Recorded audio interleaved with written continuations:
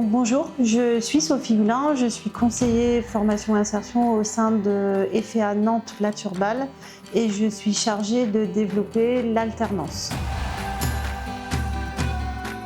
On va pouvoir proposer à nos candidats dont on a validé la candidature de pouvoir s'inscrire dans un dispositif d'alternance tout en visant une formation.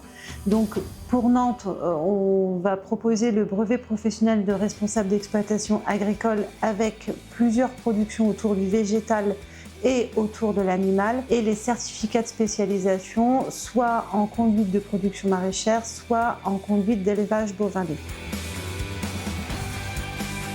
La plus-value de l'alternance, c'est la possibilité d'avoir une vraie expérience en tant que salarié en entreprise et de pouvoir se former en centre de formation pour obtenir une certification.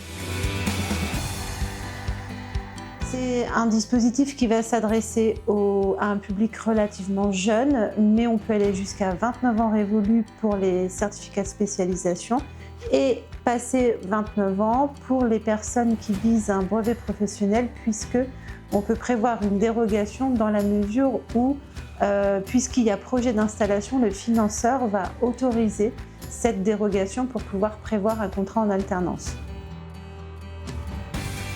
Sur Nantes, donc pour le BPREA, alors là, l'effectif est variable, on n'a pas tous les ans le même, mais on peut quand même monter jusqu'à 10 apprentis, donc avec quelques apprentis en maraîchage, en polyculture élevage, en viticulture. On développe le certificat de spécialisation en conduite de bovin-lait, dont la formation a lieu au sein de la ferme expérimentale de Derval. Là, on est en situation réelle, donc c'est vraiment un plateau technique adapté pour cette production laitière. Alors, on est parti la première année de 7 apprentis, avec un go pour ouvrir en juin, pour une rentrée en octobre. Donc on a disposé de très peu de temps pour trouver ces 7 apprentis.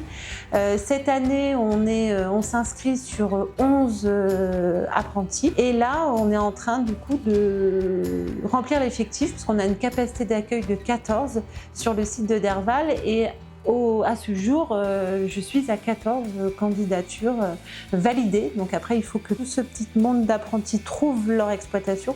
Mais j'ai aucun doute sur ce secteur-là, parce qu'il y a un grand besoin de recrutement et de main-d'œuvre.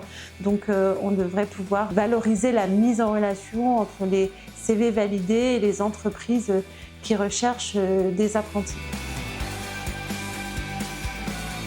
Sur le secteur géographique du Sud-Loire, on va plutôt avoir des entreprises avec une production plutôt en viticulture ou en maraîchage.